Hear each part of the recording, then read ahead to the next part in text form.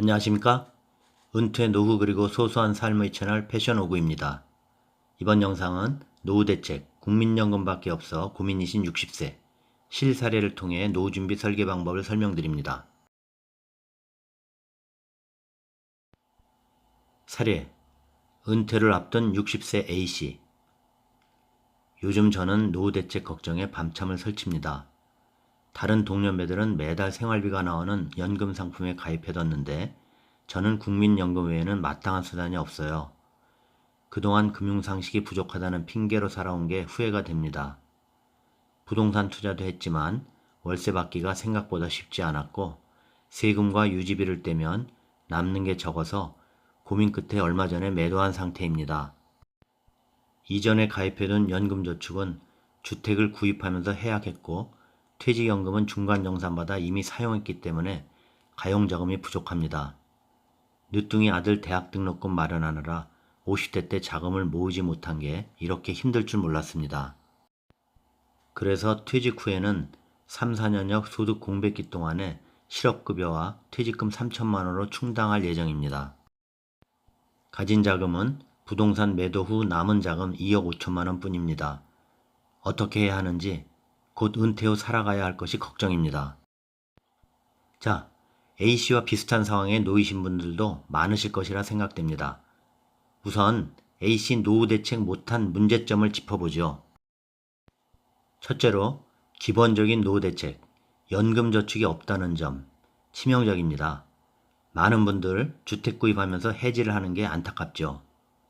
둘째로 퇴직금도 중간정산, 우리사주 매입 사유나 기업에서 퇴직금 누진제도 등을 없애려 중간정산하는 경우가 많은데 퇴직금은 건드리지 않고 최대로 쌓아가야 하는데 말이죠. 안타깝습니다. 세 번째, 늦둥이 아들 교육자금까지 투입되니 50대 노후자금을 만들지 못한 점. 넷째, 노후를 위해 월 현금으로 나올 수 있는 수익형 부동산 투자에 실패한 점입니다.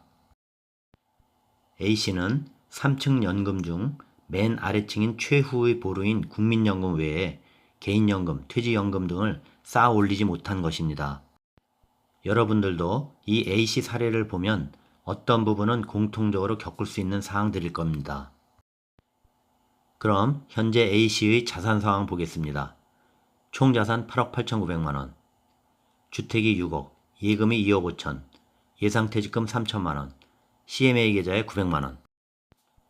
말씀 당시에는 주택가격이 6억이었는데 최근 아파트 가격 상승으로 8억이 넘었네요. 그래도 A씨가 다행인 점은 첫째, 부채, 즉 차입금이 없다는 점. 은퇴 전에 될 수 있는 한 부채는 없는 것이 좋습니다. 퇴직 전에 가능한 한 갚는 전략이 중요하죠. 은퇴 후에는 정기적으로 나가는 비용이 없어야 합니다. 둘째로 보유한 주택 가격이 상승해 자산이 증가했다는 점입니다. 보유주택을 통해 자금을 활용할 여지가 높아졌으니까 다행이죠. 셋째, 오랫동안 회사 생활로 국민연금 수령 예상액이 150만 원으로 높은 점입니다. 2020년 1월 기준으로 국민연금 평균 수령액이 53만 원이며 20년 불입자 평균 받는 금액 92만 6천 원, 30년 불입자 평균은 129만 6천 원입니다. A씨는 많은 국민연금을 받으니 그나마 다행입니다. 자, 그러면 A씨 노후자금 설계를 설명드립니다. 첫째, 60세 은퇴이시니 64세 국민연금까지 소득 공백기가 당장 닥치지요. 퇴직 후 10개월은 실업수당 월 192만 원으로 충당하겠지만 4년 정도의 기간 월 현금으로 마련하는 것이겠고요. 300만 원은 본인의 희망사항입니다. 그 이후에는 국민연금 150만 원 정도의 큰 월 현금 흐름이 많이 커버되겠죠.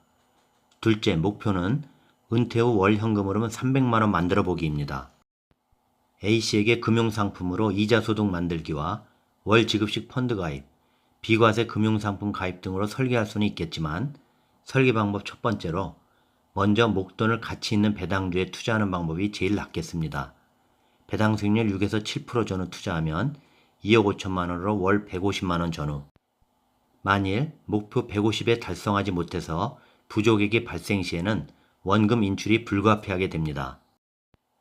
만일 배당주 수익률이 좀 떨어져 5% 전후라면 월 100만 원이죠.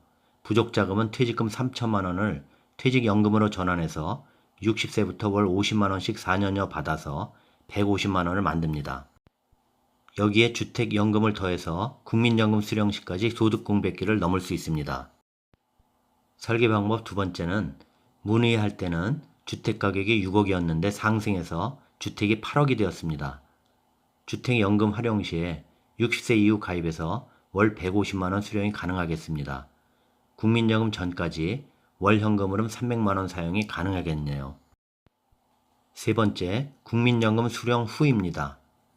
국민연금 150, 주택연금 150, 배당주가 월 100에서 150, 2억 5천만원 목돈 원금은 유지되면서 월 현금 흐름이 450만원까지도 가능해집니다.